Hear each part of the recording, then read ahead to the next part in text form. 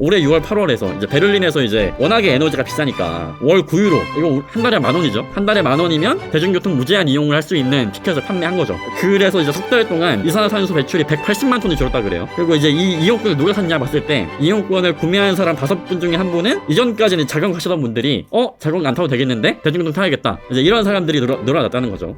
제 집이 본가가 제주도입니다. 제주도에서도 회천동이라는 곳인데 버스가 막 1시간 반에 한 대씩 와요. 그러니까 이제 아침에 8시까지 등교인데 6시 일어나가지고 뭐 씻고 막 이제 학교 가서 또 1시간 동안 기다리고 막 이랬었거든요. 대중교통 노선이 너무 비효율적이고 배차 간격이 너무 길죠, 시골이라는 이유로. 근데 이제 그럼 이제 바꿔야 되잖아요. 노선을 바꿔야 돼요. 노선을 바꿀 수가 없습니다. 왜냐면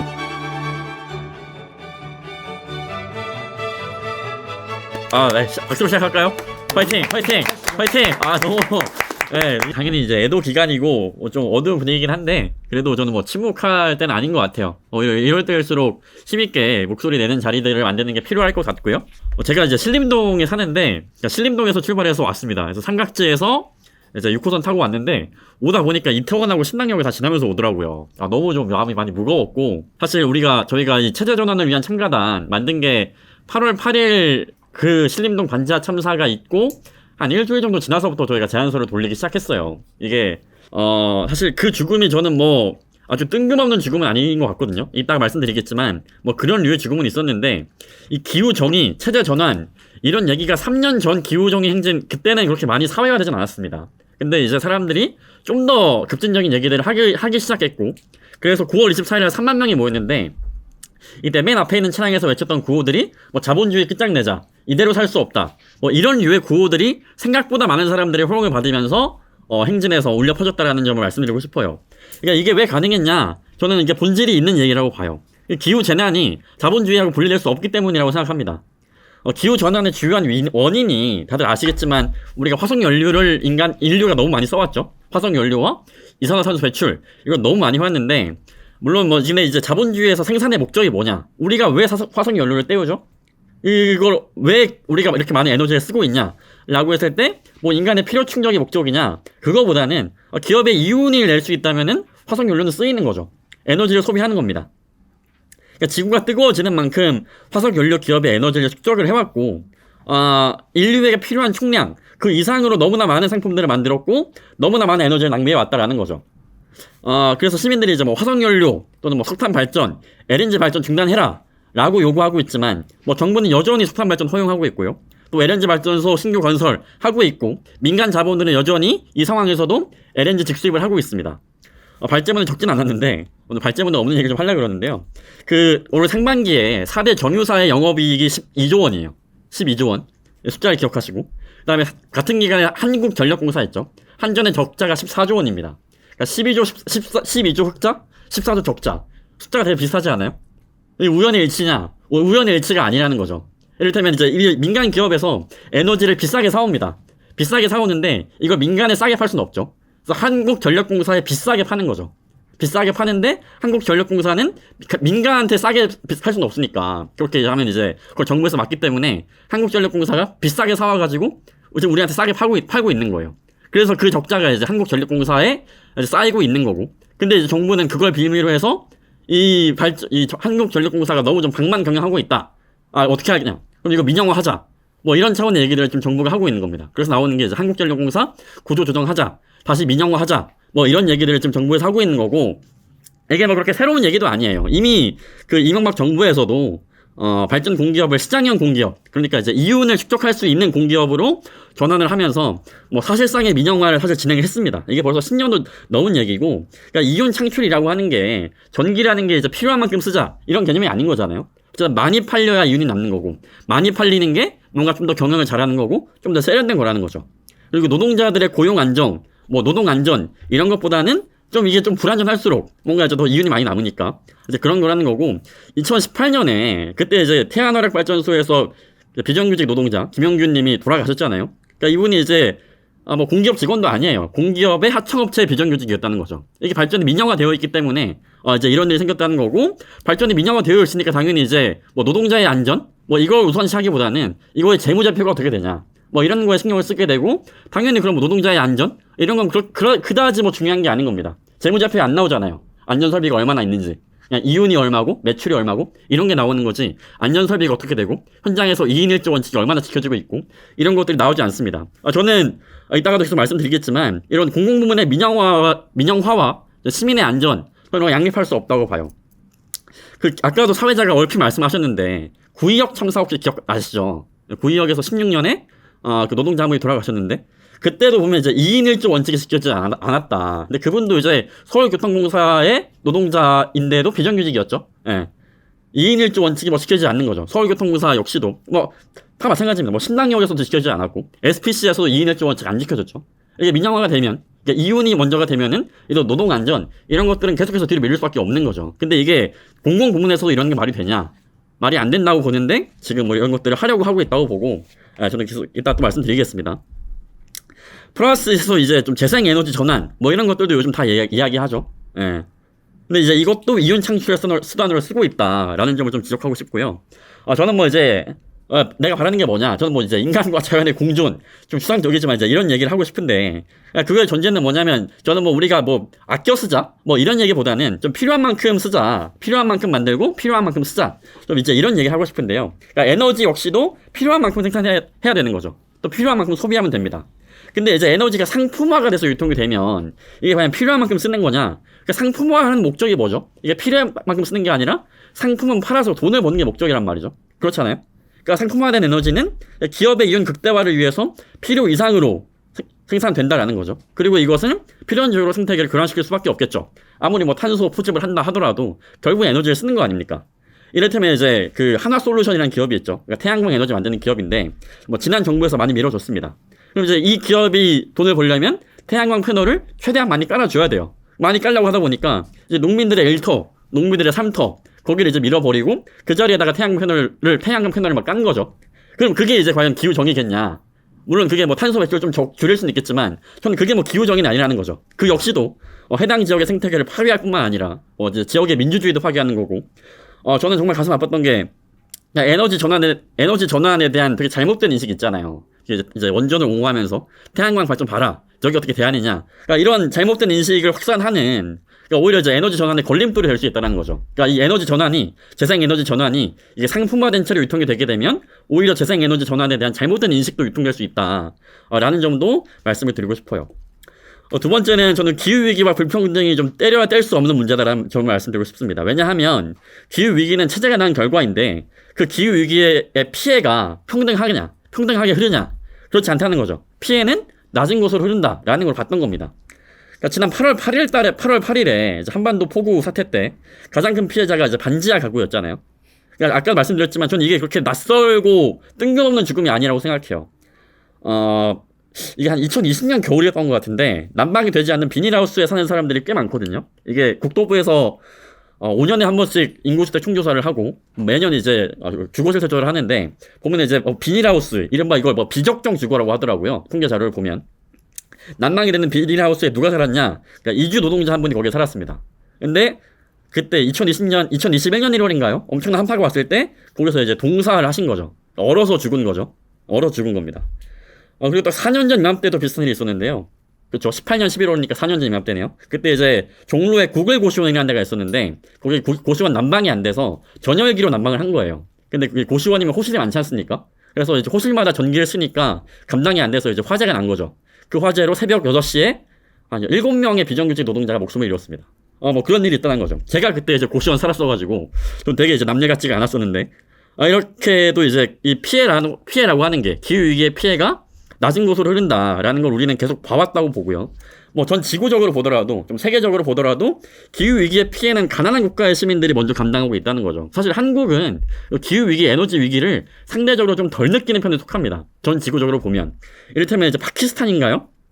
국토의 3분의 1이 물에 잠기고 있죠. 해수면이 올라가고 있기 때문에. 또 에너지 불평등으로 인해서 극단적인 기후에 적조하지 못하고 있다. 그럼 뭐 유럽이 지금 에너지 위기 때문에 우크라이나 전쟁 때문에 에너지 위기로 뭐 콜드 윈터가 오겠다고 하는데 사실 이미 콜드 윈터와 핫서머를 겪고 있는 나라들은 뭐 유럽보다 훨씬 더 많은 제3세계 남반구에 있는 국가들 훨씬 더 심각한 기후 재난을 겪고 있죠. 또 기후 변화와 전쟁에 의한 식량 감소 뭐 이런 것들이 가난한 국가, 가난한 사람들의 영양 상태까지도 파괴하고 있다. 네, 제가 통계 자료를 깜빡했는데 아무튼 일단 말씀드리겠습니다. 그래서 저는 이제 인류의 생존을 위해서도 우리는 기후위기와 불평등을 함께 극복해야 된다라는 점 말씀드리고 싶고, 뭐 이제 지금 당장 당연히 기후위기 극복을 시작해야겠지만, 사실 많은 과학자들이 이야기하는 게 이미 늦었다는 거 아닙니까? 뭐 지금 당장 기후위기 탄소를 아예 배출하지 않아도 과거의 상태로 돌아가려면 훨씬 더 많은 시간이 필요하다. 뭐 이런 얘기들이 이미 과학자들 하고 있고, 우리는 앞으로도 몇 년 동안 또는 몇십 년 동안은 아주 극단적인 기후들을 마주할 것 같아요. 마주할 수밖에 없죠. 어느 정도의 시간이 불가피하다면 이런 극단적인 기후에 대처할 수 있는, 그러니까 모든 시민들이 이런 극단적인 기후에서 생존할 수 있고 인간답게 살아남을 수 있는 뭐 에너지 기본권, 주거 생존권 이런 것들이 모두에게 보장이 돼야 된다는 겁니다. 그러려면 에너지와 주택이 상품이 아니라 공공재로서 공급이 돼야 된다고 생각을 하고요. 이것은 특히 에너지 생산, 뭐 주택의 분배 이런 것들을 민간, 기업, 시장 이런 데 맡겨둬서는 분명히 소외되는 사람들이 생길 수밖에 없고, 이거 좀 공공이 책임져야 된다라는 점 말씀드리고 싶어요. 세 번째로 이제 마지막 같은데요. 기후 무엇을 지향할까? 저는 이게 누구에게 정의로운 전환인가가 중요한 것 같습니다. 마지막은 아니네요. 이게 뭐 자본 역시도 기후 위기의 심각성을 인지하고 있죠.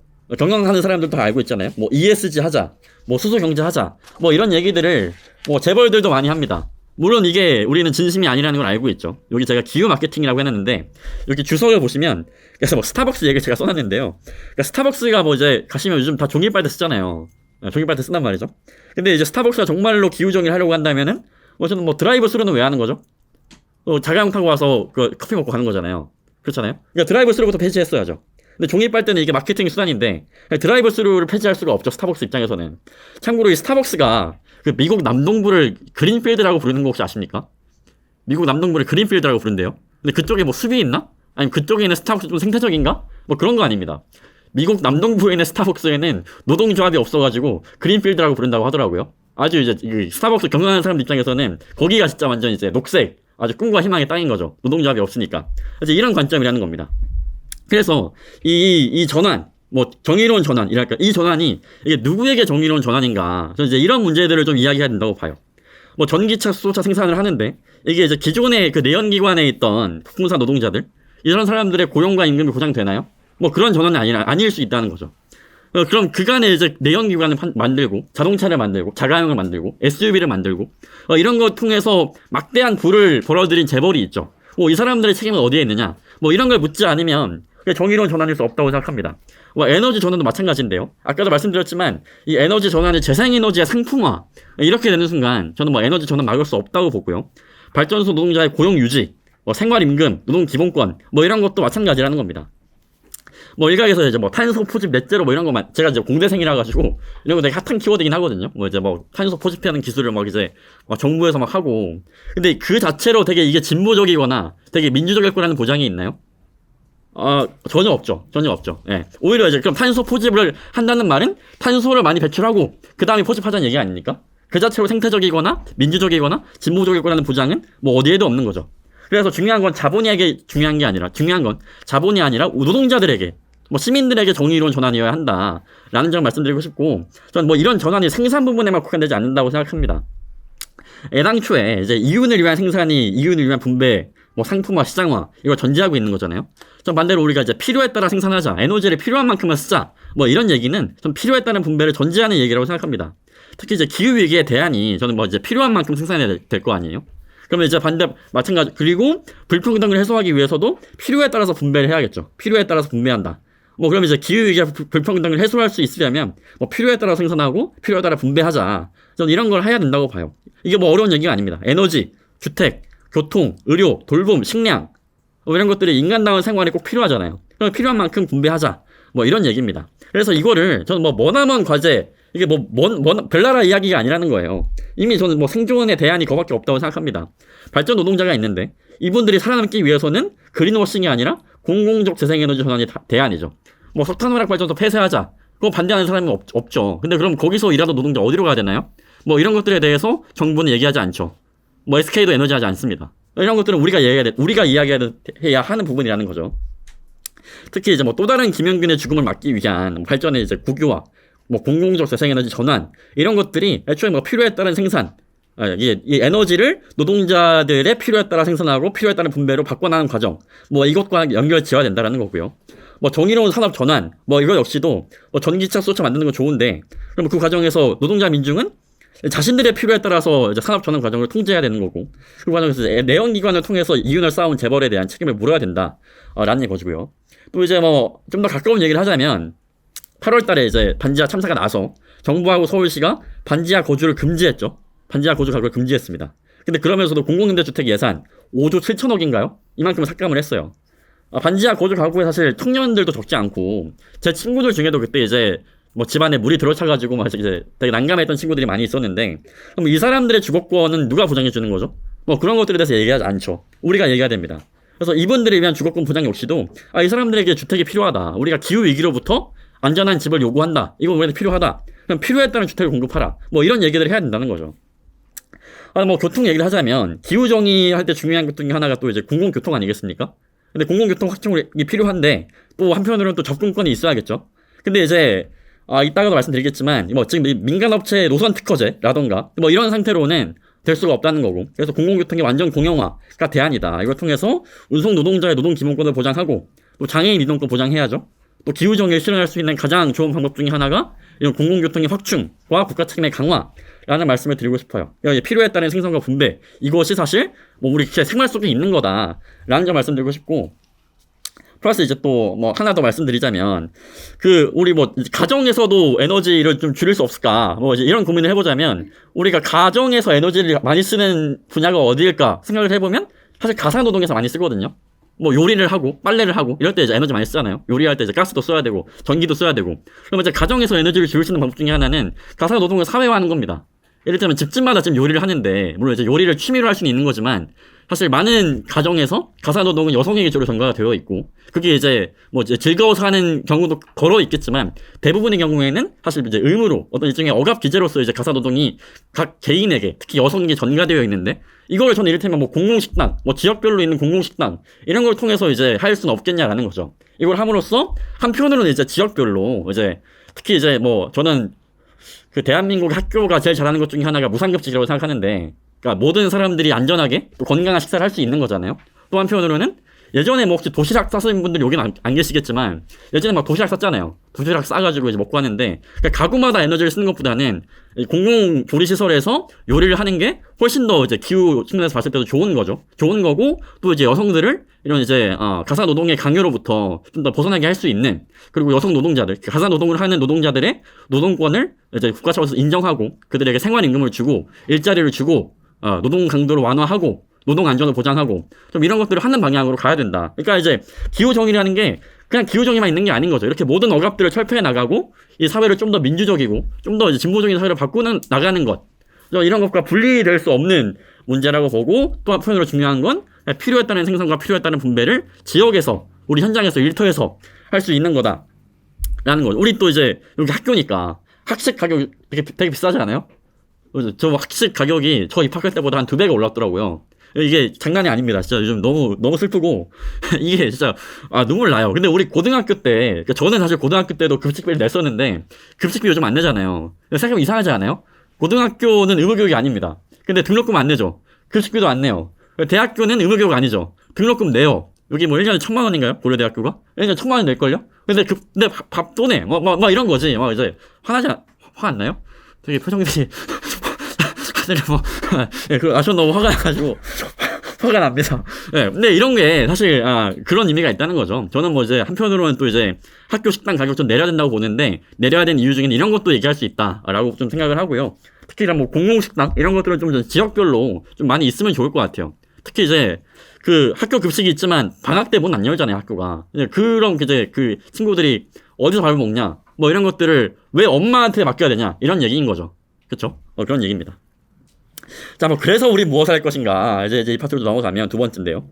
저는 첫 번째로 하고 싶은 얘기는 기후정의 노안견이라는 얘기를 해봤는데, 우리가 9.24 기후정의행진 때 했던 얘기 중에 하나가 기후위기의 최일선 당사자들이 나서서 기후정의를 이야기해야 된다라는 것들을 이야기했습니다.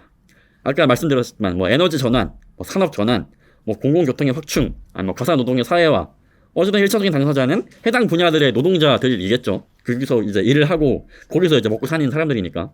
전 중요한 건 간과하면 안 되는 게, 그러니까 기후정의 운동이 이 노동자들의 동의를 얻지 못하면 아무리 높은 여론도 사업장의 변화를 강제할 수 없다는 점을 좀 기억했으면 좋겠고요. 그러니까 프랑스의 사례인데 원자력 발전소를 폐쇄하자 뭐 이런 얘기 할 수 있잖아요. 원자력 발전소 문 닫자. 그러니까 이제 그 노동자들이 난리가 난 거죠. 아니 그럼 우리의 일자리는 어디 가냐? 이런 얘기를 하면서 이 원자력 노동자들이 탄핵을 반대한다. 우리는 탄핵을 반대한다. 이런 얘기들을 하는 거죠. 그래서 이렇게 되면 이제 당연히 그 원전 자본은 기회는 찬스 뭐 이런 거잖아요. 노동자들이 반대하는데 어떡하냐. 나도 문 닫고 싶지. 노동자들이 반대한다. 이러면 당연히 이거 안 되는 거죠. 이러면 안 된다는 거죠. 그래서 우리는 노동자들이 나서서 이런 이야기 할 수 있도록 기후정의에 동의하고 기후정의를 이야기할 수 있도록 좀 더 지원이 필요할 것 같다라는 말씀을 드리고 싶고요. 정말 다행인 건, 정말 고무적인 건 지난 9월 달에 그 발전 공기업의 노동자들이 있죠. 발전 공기업의 노동자들이 전력 민영화 중단하라. 공공적 재생에너지 전환하라. 뭐 이런 것들을 요구하는 목소리가 발전소에서 나오고 있다. 저는 되게 고무적인 흐름이라고 보고요. 이들의 주장에 지지와 연대를 보내고 이들의 목소리를 좀 더 사회적으로 확산시키는 것에서부터 저는 뭐 기후적인 운동을 할 수 있지 않을까라는 생각이 들고요. 이분들을 만나고 뭐 에너지의 사회화, 공공적 재생에너지 보장, 에너지 기본권의 보장 이런 이야기들을 할 수 있는 운동들을 만들어 봤으면 좋겠다라는 이야기를 하고 싶습니다. 이건 이제 한편으로는 더 많은 노동자들이 이런 얘기 해도 되겠다. 자신감을 갖고 기후정의를 요구하자. 뭐 이런 것이기도 하고요. 또 한편으로는 이제 우리 주변에 있는 학생들도 많이 있는데 이분들한테도 기후정의가 필요하다. 기후정의 하려면 에너지 발전은 국가 사회가 책임져야 된다. 뭐 이런 것들에 대한 동의를 높여나가는 뭐 그런 과정이기도 할 것 같습니다. 두 번째는 이제 공공교통의 완전 공영화를 요구하자고 했는데요. 아까 되게 얼핏 말씀드렸는데 기후정의를 하려면 자가용 사용을 줄여야죠. 그렇잖아요. 자가용 사용을 줄여야죠. 자가용 사용을 줄이려면 뭐 자가용 타지 마세요. 자가용 압수 뭐 이럴 거 아니잖아요. 효율적인 공공교통망을 국가가 책임지고 공급을 해줘야죠. 그리고 누구나 대중교통을 이용할 수 있도록 접근권을 높여야죠. 이를테면 수도권과 비수도권 모두에서 장애인과 비장애인 누구나 돈이 있건 없건 싸고 편리하게 이용할 수 있는 효율적인 대중교통망을 확충해야 됩니다. 해외 사례를 좀 소개하자면 지난 6월 올해 6월입니다. 올해 6월 8월에서 이제 베를린에서 이제 워낙에 에너지가 비싸니까 월 9유로 이거 한 달에 10,000원이죠. 우리 한화로 치면 한 달에 10,000원이면 대중교통 무제한 이용을 할 수 있는 티켓을 판매한 거죠.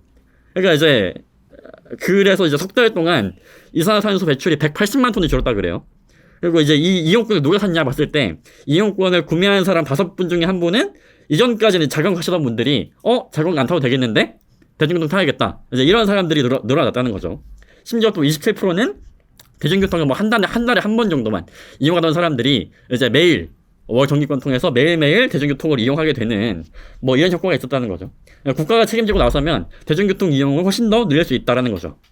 그리고 여기 혹시 비수도권에서 올라오신 분들이 계실지 모르겠는데 제 집이 본가가 제주도입니다. 본가가 제주도예요. 제주도에서도 회천동이라는 곳인데 버스가 막 1시간 반에 한 대씩 와요. 그러니까 이제 아침에 8시까지 등교인데 6시 일어나가지고 막 씻고 막 이제 학교 가서 또 1시간 동안 기다리고 막 이랬었거든요. 그러니까 자가용이 없으면 안 됩니다. 이런 동네는 자가용 없으면 안 되는데 왜 없으면 안 되냐? 대중교통 노선이 너무 비효율적이고 배차 간격이 너무 길죠. 시골이라는 이유로 짜증이 납니다. 근데 이제 그럼 이제 바꿔야 되잖아요. 이 노선을 바꿔야 돼요. 노선을 바꿀 수가 없습니다. 왜냐하면 이 노선이라고 하는 게 이 버스 업체의 자산이에요. 자본입니다. 이게 버스 업체 자산이에요. 버스 재산. 그렇기 때문에 이게 노동자 민중의 필요에 따라서 이걸 바꿔야 되는데 그러면 민간 업체하고 딜을 해야 돼요. 그러려면 그런 거라는 거죠. 그래서 저는 이 노선 특화를 폐지하자. 그리고 공공교통을 왜 민간에게 맡겨야 되냐? 그냥 뭐 지자체든 정부든 어쨌든 이제 지역 사회에서 공공교통의 완전 공영화, 시민들의 필요에 따라서 공공기관이 운영하는 그런 가야 되고요. 그래서 필요에 따른 공공교통을 전국 모든 지역에 해야 된다라는 말씀을 드리고 싶어요. 특히 이제 버스 노동자분들 보시면 근로기준법상 이게 특례업종이거든요. 주 52시간제 얘기하고 있는데 주 52시간제에 예외가 있습니다. 그 중에 하나가 버스 노동자예요. 버스는 꼭 필요하니까 좀 일 좀 더해. 뭐 이렇게 이제 공인된 겁니다. 근로기준법상에서 말이 안 되죠. 장시간 노동을 하고 있는 거죠. 특히 이제 그런 거고요. 그래서 공공교통의 재편이라고 하는 거는 이 과도한 노동시간을 단축하면서도 근데 좀 그러면 임금 줄어드는 거 아니야? 뭐 이런 거 할 수 있잖아요. 그런 거 없어. 생활임금 보장하고 고용도 확충하고 이래야 된다는 거죠. 그러려면 이제 이윤이 별로 안 남을 수 있겠죠. 이윤이 줄어들 수 있겠죠.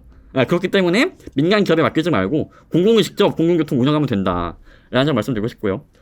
이것도 발제물 쓰고 바로 다음날 카카오에 불이 났더라고요. 카카오에 불났습니다. 카카오 택시가 멈췄죠. 근데 카카오 택시를 이제 민간 기업이 할 이유도 없다는 거죠. 이 플랫폼이 민간 소유일 이유가 없다는 거고, 그 수수료를 왜 김범수 회장이 가져가야 되냐라는 문제 제기할 수 있고, 오히려 그 수수료를 막고 오히려 이제 택시 노동하시는 분들, 택시 노동자들의 뭐 이제 장시간 노동 철폐하고 생활임금 보장하고 노동기본권 보장하고 이제 그런데 충분히 쓸 수 있다라는 점 말씀드리고 싶어요. 카카오 플랫폼 역시도 공적 소유로 하자라는 말씀을 드리고 싶고요. 이제 교통 얘기 나온 김에 한마디만 좀 말씀드리면, 여기 혹시 뭐 9호선 타고 오신 분들은 아마 없을 것 같은데, 그러니까 9호선이 2009년에 생겼잖아요. 근데 9호선이 한 10년 동안 내량 열차였던 거 혹시 기억나시나요? 이게 그러니까 내량, 그러니까 4칸이죠. 9호선이 4칸이었다가 한 19년도인가부터 이게 6칸이 됐단 말이죠. 근데 9호선이 지옥철이잖아요.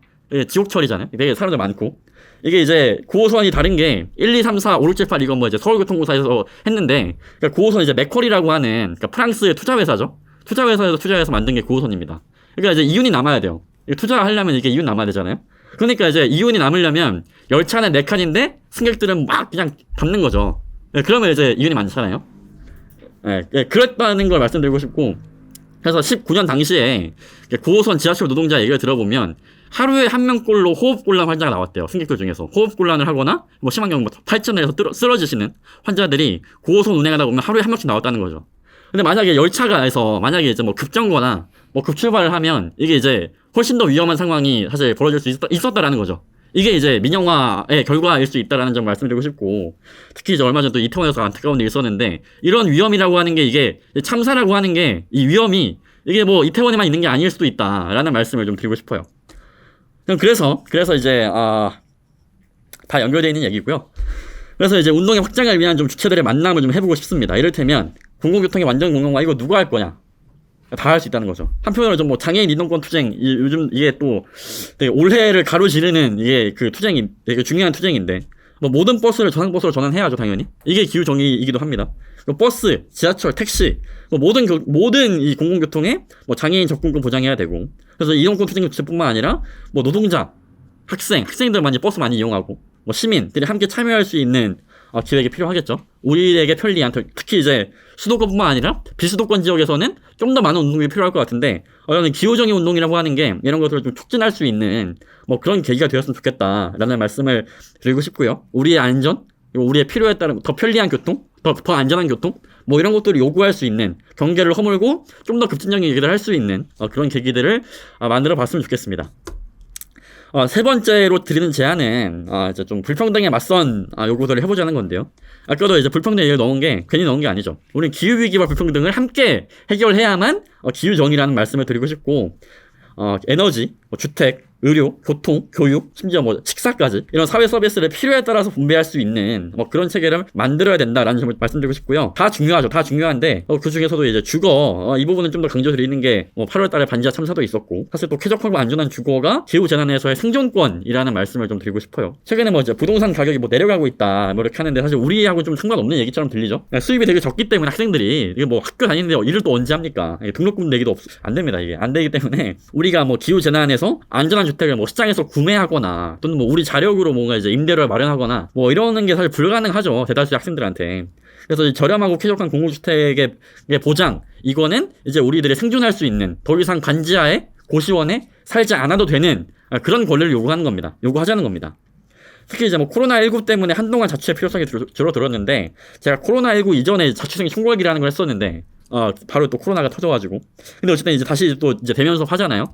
아마 또 내년 3월 되면 또 나올 겁니다. 뉴스에 나와요, 분명. 뭐 방구하기 전쟁이 시작됐다 나올 텐데, 이런 주거권의 문제가 대학가에서 확산할 가능성이 있어 보이고, 근데 재미있는 건 아까 말씀드렸지만 정부가 이 공공임대주택 예산을 감축하고 있죠.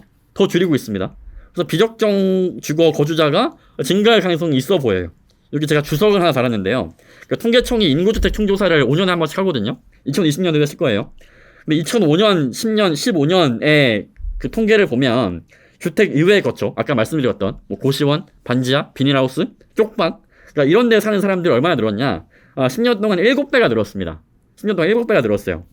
근데 이분들은 당연히 이제 주거 취약계층이기 때문에 애당초에 주택 매매 시장에서 제외된 사람들이죠. 저희처럼 복덕방에 안 간단 말이죠. 이제 이런 사람들이 그러면 왜 밀려났냐? 왜 주택에서 주택 이외 거처를 밀려났냐? 이건 당연히 이제 뭐 집값이 올라서기도 하지만 더 근본적이고 더 중요한 이유는 저렴한 공공주택이 줄었기 때문입니다. 그러면 실제로 2008년부터 2015년 이때 이제 이명박 박근혜 정부 때인데 이때 이제 이 사람들 이 정부에서 기본적으로 공공주택의 수가 줄었죠. 수가 줄었고 플러스 그러니까 그나마 남아있던 공공주택도 이거 막 필요한 사람들 그러니까 좀 가난한 사람들에게 먼저 공급한다 이런 게 아니었다는 거죠. 여기에 이제 민간 업체 깨워가지고 이른바 뉴스테이 뭐 기업형 임대주택 이런 식으로 해서 좀 더 이제 중산층 또는 뭐 중산층 이상 이런 사람들에게 공급하는 뭐 그런 주택으로 한 거고 그러다 보니까 진짜 필요한 주거 취약계층 쪽방에 사는 사람들 고시원 사는 사람들 반지하에 사는 사람들이 공공주택에 입주할 기회가 줄어든 거죠. 물론 당연히 이제 공공주택 수가 늘어나면 되는데 이거 수는 줄이면서 이 사람들이 들어갈 수 있는 주택도 같이 줄어들어 버리니까 배제가 된 거고 그러다 보니까 이제 뭐 쪽방에서 반지하에서 고시원에서 들어가시는 분들이 계속 생기는 거죠. 예, 그래서 반지하를 금지했으면 어디로 가냐? 반지하 금지하면 바로 뭐 원룸 갈 수 있나? 그게 아니라는 거죠. 뭐 고시원, 옥탑방 이런 데 가시겠죠? 돈이 없으니까. 예, 더 재난에 취약한 주택으로 밀려날 거라는 거고. 그래서 공공주택의 신규 공급 뭐 좀 필요하다고 보고요. 또는 뭐 이제 이런 상상력도 할 수 있는 거죠. 대학 주변에 있는 주택들 이걸 뭐 이제 뭐 공공주택으로 바꾸면 안 되나? 뭐 이런 얘기도 할 수 있는 거죠. 뭐 기숙사 새로 지으면 그것도 또 이제 뭐 에너지 많이 들고 그러는데 뭐 이를테면 뭐 기존에 있는 주택들을 좀 더 이제 개량해서 좀 더 쾌적한 주택으로 공급하는 것도 가능하다. 그렇게 요구할 수 있다. 라는 말씀을 드리고 싶습니다. 드리고 싶고, 네. 마지막으로 네 번째네요. 네 번째는 이제, 이런 얘기를, 좋은 얘기잖아요? 좋은 얘기인데, 좋은 얘기를 좀 더 많이 하자는 거예요. 예, 이게, 우리 주장에 좀 귀를 기울이시는 사람들을 좀 만나는 것도 뭐 중요하다. 예, 제가 지금 뭐 얘기하고 있는데, 뭐 제가 하는 얘기들을 뭐 인터넷에 올리면, 뭐 욕 많이 먹겠죠. 욕 많이 먹는데, 이게 하루아침에 우리 주장이 공감대를 얻지 않을 수도 있잖아요? 않을 가능성이 높고. 하지만 그렇다고 해서, 이제 아무 말도 안 한다. 그럼 이제 절대 안 바뀌는 거죠. 이게 누군가는 계속 얘기를 해야 되고, 내 말이 옳다라는 거를 토론을 하고, 입증을 하고, 논리를 좀 더 보강을 하고, 이런 작업들을 해 나가야만 우리 학생들의 생각도 좀 더 이제 바뀔 수 있다라는 말씀을 드리고 싶어요. 제가 이제 아까 계속 얘기했던, 뭐 공공에너지, 재생에너지의 공적 전환, 에너지 사회화, 뭐 대중교통망의 확충, 뭐 장애인 이동권 보장, 그다음 뭐 공공주택 보장, 뭐 가사노동의 사회화, 이런 얘기들을 우리 주변에 있는 청년들에게, 내 옆에 있는 친구들에게, 내 짝꿍에게 뭐 이런 것들을 이야기하고 이 우리 주장에 함께할 사람들을 모아보고 이런 주장들을 반복해 나가면서 우리의 이야기들을 좀 더 공감대를 얻을 수 있는, 좀 더 지지를 얻을 수 있는 그런 이야기로 만들어 나가는 과정이 필요하다. 라는 말씀을 드리고 싶고, 특히 이제 코로나19를 거치면서 이 온라인의 이 오프라인에서의 공간이 없어지다 보니까 좀 온라인에서의 공간이 좀 더 과대대표되는 경향이 좀 있는 것 같아요. 분명히 아직도 좀 그 효과가 있는 것 같고, 바로 이제 여기였죠. 이장수였죠. 생각해보니까 이장수죠. 그 박경석 대표님 모셨다가 이제 뭐 이제 고려대 총학에서 모셨다가 이제 해가지고 이제 했는데, 저는 뭐 이제 저는 근데 가만히 있는 사람들, 그러니까 이른바 이제 방관하는 다수들은 저는 그걸 좋게 봤을 거라고 생각하지 않아요. 오히려 이제 그걸 만나자는 쪽에 사실 좀 더 저는 정당성이 있을 수밖에 없고, 꾸준히 이제 왜 토론도 못하게 하냐, 토론 합시다, 이야기 좀 합시다, 이런 얘기들을 계속 하는 사람들이 좀 더 이제 정당성을 가질 수 있다고 보고요. 꾸준히 노력하면 지형은 바뀐다. 지형이 바뀌고 사람이 바뀌고 또 우리가 몰랐던 사람들을 알게 될 수도 있고, 그런 작업들을 좀 했으면 좋겠습니다. 네, 그래서 좀 마지막으로 당면 사업 제안인데요. 이걸 썼던 게 사실 이게 10월 초 중순이어가지고, 좀 이제 정세를 좀 더 많이 반영한 사업 형태로 갈 수밖에 없을 것 같은데, 저는 지금 이제 얼마 전에도 이태원 참사가 있었잖아요. 이태원 참사가 있었고, 이태원 참사가 이제 156명, 특히 이제 대부분 이제 20, 30대 또래, 아까 말씀드렸지만, 저도 이제 세월호 때 제가 이제 고등학생이었거든요. 그때도 저는 이제, 살면서 이런 걸 다시는 안 봤으면 좋겠다, 이런 생각을 했었는데, 바로 또 이제 또다시 바로 그 나이대의 사람들이 이렇게 많이 돌아가셔가지고, 이 안전한 국가, 안전한 사회, 이게 이제 안전이라는 게 그냥 있으면 좋은 게 아니잖아요. 이제 거의 생존권의 반열에 올랐다고 봐야 될 것 같고, 근데 이제 안전이 그러면 이태원만 안전하면 되냐? 그렇지 않은 거죠. 아까 말씀드렸지만 올해만 해도 신림동 관지역, SPC, 뭐 신당역, 뭐 좀 더 넓게 가보자면 구의역, 태안화역, 너무나 많은 사람들이 안전하지 못한 일터와 안전하지 못한 일상에서 목숨을 잃고 있고, 또 너무나 안타까운 죽음들인데, 저는 이 문제의식을 안전한 일터와 안전한 사회를 요구하는 걸로 좀 더 확장시켜 봤으면 좋겠고요. 그러자면, 이제 한 달 뒤가 태어날 김용균 노동자의 사주기거든요. 12월 10일인가에 돌아가셨는데, 이분들이 지금 요구하고 있는 게, 안전한 일터, 안전한 발전소를 위해서는 발전이 민영화되면 안 된다. 좀 이런 얘기들을 하고 있거든요. 저는 김용균의 동료들을 한번 만나봤으면 좋겠습니다. 그래서 한번 좀 이분들이 어떤 문제의식에서 아까 말씀드렸던 이제 태안을 하고 노동자들의 선언 이런 것들을 얘기했는지, 왜 이분들이 에너지 사회를 요구하고 있고 왜 이게 안전한 사회를 만드는데 꼭 필요한지 좀 이런 이야기들을 들을 수 있는 자리 한번 마련해봤으면 좋겠고요. 두 번째는 그 연장선 산에서 여기서는 뭐 이제 기후정의 노동안전 이렇게 했는데, 전 좀 더 얘기해서 뭐 안전 사회를 위한 이제 뭐 좀 더 이제 좀 이런 문제의식을 넓혀봤으면 좋겠어요. 아까도 말씀드렸지만 이제 SPC 평택공장 이것도 한 달도 안 됐거든요.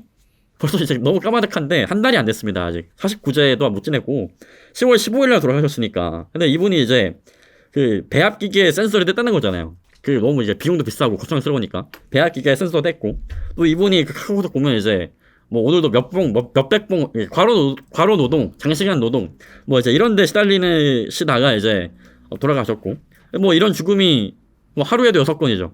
1년이면 2,000건이고 5년이면 10,000명입니다. 뭐 계속 반복되고 있는 건데, 이런 데서 뭐 이제 노동자의 뭐 작업 통제권도 없고 휴식권도 없고, 아까 말씀드렸지만 뭐 2인 1조 이런 게 민영화된 사업장에서 될 수가 없는 거죠. 노동자의 안전을 위해서도 제일 중요한 건 노동자가 현장을 통제할 수 있어야죠. 위험하다 하면 기계 멈춰야 되고, 일이 너무 많다 쉴 수 있어야 되고, 그런 겁니다. 그래서 이제 12월에 김영균 사주기가 오는데, 뭐 꼭 이것 때문 아니더라도 저는 이제 지금의 찬사들을 보면서 좀 안전한 사회를 위해서 우리에게 필요한 게 뭘까? 특히 이제 사실 청년 학생 2세대, 지금의 이게 2030 세대가 이 안전하지 못한 사회에서 가장 많은 비극을 겪고 있는 세대인데, 그럼 우리가 좀 더 안전한 사회와 안전한 일터를 만들기 위해서 필요한 건 뭘까? 전 정말 많을 것 같아요. 아까 말씀드렸지만 이제 뭐 공공부문 민영화 이런 거 안 되고요. 그 다음에 김영균 동지 돌아가셨을 때 중대재해기업처벌법 제대로 만들자, 제대로 못 만들었죠. 근데 이거 반대해가지고, 그리고 또 정부가 또 무력화시키려고 하고 있는데 이거 제대로 만들자, 뭐 이런 얘기도 할 수 있을 것 같고요. 그 다음에 아까 말씀드렸지만 민영화 반대하고 에너지 역시도 민영화가 아니라 사회가 돼야 된다. 뭐 이런 것도 우리 안전에 필요하죠. 공공주택을 모든 사람에게 보장해야 된다. 이것도 이제 안전사회를 만드는 데 필요한 거고, 또 이제 뭐 장애인 역시도 지하철을 안전하게 이용할 수 있어야 된다. 엘리베이터 설치하고 이런 것도 다 이제 포함될 수 있는 얘기다라는 거고, 좀 이런 것들을 종합해서 한번 이제 안전한 사회를 요구하는 청년 학생들의 요구 이런 것들을 한번 좀 정선해 보는 과정도 좀 해볼 수 있을 것 같아요. 그리고 이 과정 자체가 우리 주변에 이걸 제안하는 거죠. 우리 주변에 이걸 얘기하는 거잖아요. 내 옆에 있는 친구들한테 안전한 사회를 가려면 이런 게 필요하다. 이런 것 자체가 이제 우리의 주장의 정당성과 좀 지지, 공감대 이런 거를 넓혀 나갈 수 있는 이제 그런 계기가 될 것이다. 라는 말씀을 좀 드리고 싶고, 마지막에 이제 뭐 추모제 얘기했는데,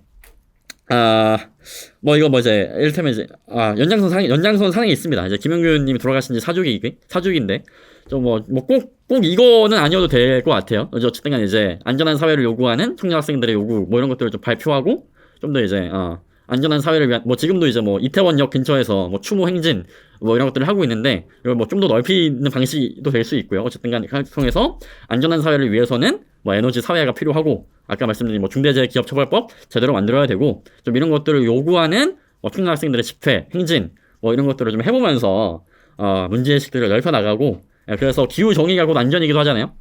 기후 불정의에서 안전할 수 없죠. 계속 뭐 이제 반자에서 돌아가시고 뭐 이런, 그래서 그런 건데, 기후 정의가 안전이고, 그리고 기후 정의는 모든 소수자들의 차별과 억압을 철폐해 나가는 것이고, 또 이제 필요에 따른 생산과 필요에 따른 분배를 통해서 그 누구도 소외되지 않게 우리 지금의 이 어떤 그 생산의 산물들을 함께 할 수 있고, 제일 중요한 건 필요에 따른 생산. 그러니까 너무 많은 생산이 아니라, 에너지의 낭비가 아니라 필요에 따른 생산해서 인류와 어떤 자연의 공존을 함께 할 수 있는, 다 연결되어 있는 얘기다라는 것들을 좀 말씀을 드리고 싶고요.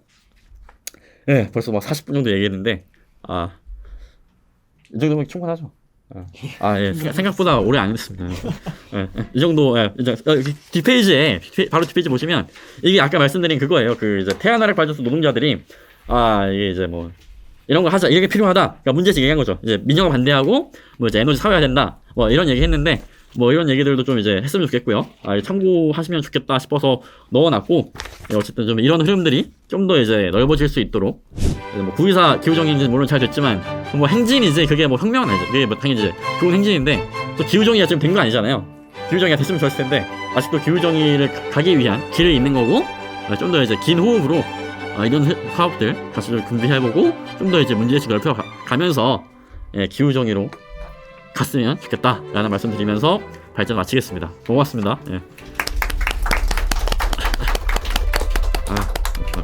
발제하느라 수고 많으셨습니다. 일단 발제 내용과 관련돼서 발제자께 질문하실